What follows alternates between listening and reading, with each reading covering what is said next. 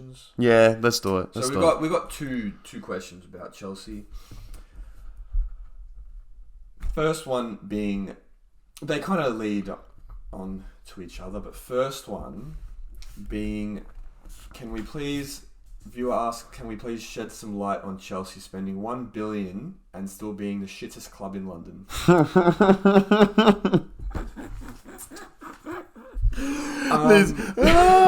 Fuck what? I don't even. I can take a wild guess who they support, but anyway, go on. I'm gonna just. I won't name names. I'm pretty sure they're a Liverpool supporter though. We've done anonymous. Yeah, remember we said we'll be anonymous. That's pretty funny. Look, at this point, of the season, I've only got one thing I can say, and it's that Fulham's below us on the ladder. So technically you're wrong. Nah, the relevant London clubs anyway. Look, here's the problem. It's fucking hilarious. We suck. Here's the thing. With all this money has been spent on potential. That's why we suck right now. Yeah. It's not... Back in the day, they spend their money on... Jose's like, I want Drogba. Like, that's not... It wasn't... It was decent money back then. But Drogba was good then. You know, we had... spend money on Diego Costa. He was good then. Spend money on Fabregas. Pull him from that Barcelona team. You know, they were signing players that were elite at that moment. You had Drogba, Lampard, Terry, check. Then you replace that Diego Costa, Hazard. Terry was still there then. And then Courtois, you know. Now we've done a rebuild and signed a bunch of players that are young and not ready to be that level. You know, you got Jackson's 22. He's not Drogba yet. You know, you've got Mudryk. He's not Hazard. Ever. No. I can't say yet. In terms of what Hazard brought to you guys, man, he was unbelievable, bro. That his first game for you guys, I still remember. I forgot where it was. He was in that black kit, yellow kit. Oh, bro, he was lethal from then. Yeah. But what I'm saying is, all these players like Caicedo, massive money, still only 21. Like he's far from Kante. You know, when we bought Kante, he was just coming off that winning the league with Leicester. You know, Brighton aren't coming off winning the league. It's different. Yeah. That's how we're spending the money, and that's the market these days. So if Chelsea's going to come good, which was actually the next question. The next question was, will Chelsea ever be good again? I think yes. I'm optimistic, but it's going to be a few years. I think it's unfair. It's going to be a year at least. We need to do... Bowley needs to do what Abramovich never did and give the manager time. Absolutely. I think it's unfair to relate your recent form with the net spend so far, because a lot of those players, like you said, haven't fulfilled their potential yet, and then they're not even close to yet. I think we got to look at the 11 potentially and then maybe scrutinize it then. But like we've mentioned, and like what's evident, it's like your experienced players now, you don't have many of them, and like you're still trying to find your way to Poch as well. Yeah, I think Poch needs to be given the full season regardless. And I think if he stays around 10th, doesn't matter. Just leave him. Honestly. No. Leave him and then give him the start of next season at least. But do you know what worries? Do you know what worries? I'd be worried about with you is he's had a lot of cash at his disposal before with PSG, and he couldn't make it work there either. Yeah, When I say couldn't make it work, their ultimate goals, they wanted to win Champions Leagues and they just didn't. He had Messi, Neymar, then you remember he took Mbappe. That Tottenham team to the Champions League final. Yeah, it was. I think that was. There's ups and downs. I don't know. It's. I think. Say we sacked him now, who we get? Oh, don't even entertain that yet. Don't even. No, I wouldn't even entertain that yet. What, De Zerbi? Ange. The last time I'm taking it, bro. Like, honestly. No, I wouldn't even. I'm joking about the Ange thing, but no, I think I wouldn't even I wouldn't say they're the worst club just as yet in London.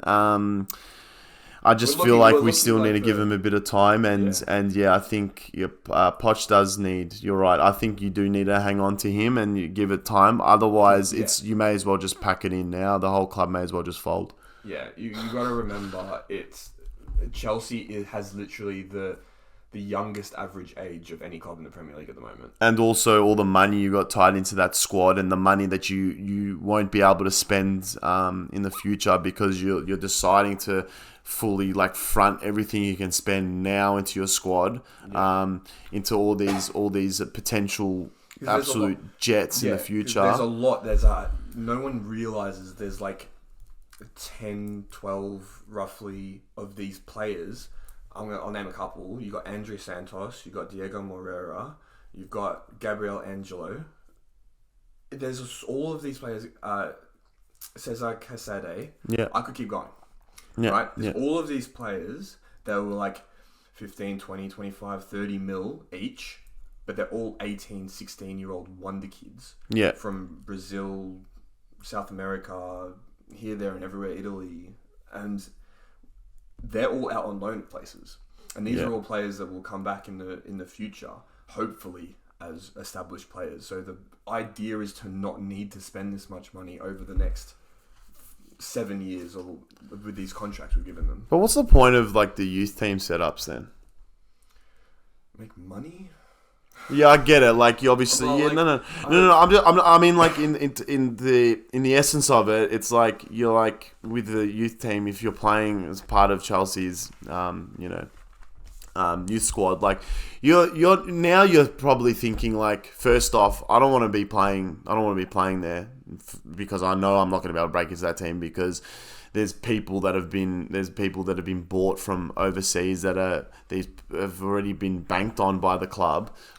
What's bringing the best out of these players there then, or even enticing young players to come and play for these for your academy? The competition is what drives players to become better, right? You don't if you got a player in your academy that says, I'm not going to bother trying really hard because I don't think I'll make it into the team. You don't want to play with that mentality. You want a player that backs themselves to be that one. You got Conor Gallagher who could have left, but he's no. He's seeing Caicedo and Enzo being bought for all that money, but he's no, I don't want to leave. I want to stay and fight for my place. That's the mentality you want all these players to have. Yeah, true. I get that, but then I think it's separate. I think Bowley, I don't think he's sitting down with Poch and saying I'm spending all this money. I want you to let the players know, sort of thing. I think it's more about I think it's sending a message saying you're I think it's sending the wrong message and saying you're replaceable. And that's what I'm saying. Where's the motivation going to come from? I get it, but with Gallagher, he's sort of proven himself at other teams in the Premier League, and I just feel he's probably more sure of himself in that squad. But like I was saying, what about these 15, 16-year-olds that are in the youth academy set up now? They're gonna want to walk away. And what if these youngsters that have been banked on, like I was saying, what if they don't turn out? Who are you gonna have to turn to? It depends on our short-term success as well. If we can make Champions League in the next couple of years, then the money will start coming back in. If some academy players do turn out well, but not quite well enough, such as you got Tariq Lamptey, Tino Livramento coming out of the academy, but they're not as good as Reece James. So Reece James is getting that spot, and then we're making money on these players. Then that's how some of the money comes back in, and then we can reinvest it. And like you said about sending the message that players are replaceable. Maybe it's a bit harsh for the 16, 17-year-olds, but when you're getting closer to the senior team, yes, everyone is replaceable if you're not good enough. That's the message you have to send them. And you know what? Now that you mentioned that, you have to look at other teams and their setups and how many local kids are playing in the Premier League. Even I think I was looking at Brighton today in their squad. And I think 75% of their players are foreigners. So they don't. I don't think many Premier League sides really prioritize their academy setups. With, for example, United, we literally signed Johnny Evans just to fulfill that quota in our team as an English players. And that was in anticipation of Maguire leaving as well. So, I mean, now that you're starting back pairing, I couldn't believe. Anyway, that's another story. Unfortunately, that lost us the game. But anyway, with you guys, maybe I'm looking into it a bit too much in terms of the message you're sending to a younger setup. But again, it's sort of like it's a bit. At least with these other Premier League teams, there's that room for these younger boys to sort of fulfill their potential, and it sort of ties into what I was saying earlier in the other parts of our episode of this week. I think it's just a matter of these young boys just making their name in the youth setup at these bigger clubs, and then ultimately now these days they can't obviously break through, so they're going to go elsewhere. And I think that's going to be more of the natural path of these younger players. Yep. But they obviously the Chelsea academy is not going to be expecting to start in Euro 11 anytime soon. No, well it's been one of the best academies for a very long time. Yeah. You look like not as many have broken into Chelsea's starting 11, but you look at the players that have gone elsewhere, they've all done well. Yeah, no, that's a good point. Well, Kevin De Bruyne being... Well, actually, was he... Technically not. I think he was in the academy. Not too sure, but he was there anyway. Again, I think in terms of the philosophy that you guys had back then, I think you prioritise young players a bit more. But I think there was this turn with Abramovich. It was like, fuck it, we're just going to spend as much money as we can. Yeah, we need a win now. And sort of has seeped into the Bowley era for sure. Yeah, a little bit. Anyways, let's move on because we've got more questions.